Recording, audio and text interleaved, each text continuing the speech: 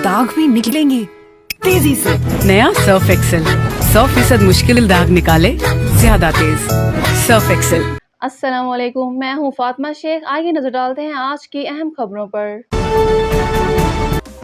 वज़ीर आज़म शहबाज शरीफ का कहना है कि दौरा चीन से दोनों ममालिक के दरमियान तज़वीराती ताल्लुकात होंगे।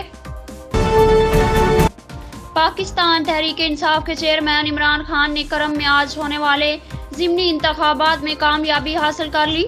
पीडीएम उम्मीदवार को नाकामी का सामना करना पड़ा।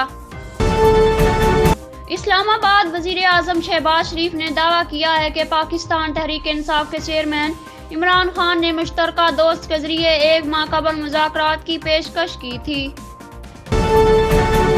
पाकिस्तान तहरीक इंसाफ के चेयरमैन और साबिक़ वज़ीर आज़म इमरान खान के 3 अहम मुकदमात की समाअत आज इस्लामाबाद की मुख्तलिफ अदालतों में होगी।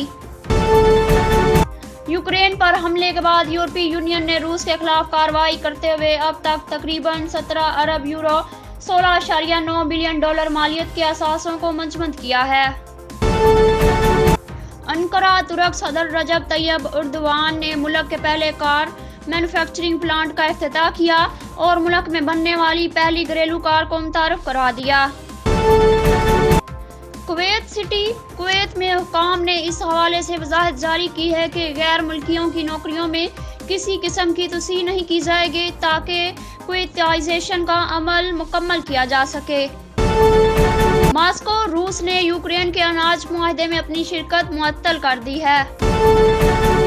फनून वो अदबी मजला था जो मुमताज़ अदीब और शायर अहमद नदीम कासमी के ज़ेर अदारत पाकिस्तान भर में मकबूल हुआ और इस मजले की बदौलत कई तख्लीक़कार और अहले कलम सामने आए।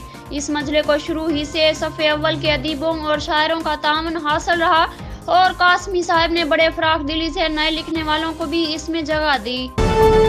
एयर क्वालिटी इंडेक्स के मुताबिक दुनिया के आलूदा तरीन ममालिक की फहरिस्त में पाकिस्तान पहले नंबर पर आ गया और इसके 2 बड़े शहर पहले 5 आलूदा तरीन शहरों में शामिल हैं।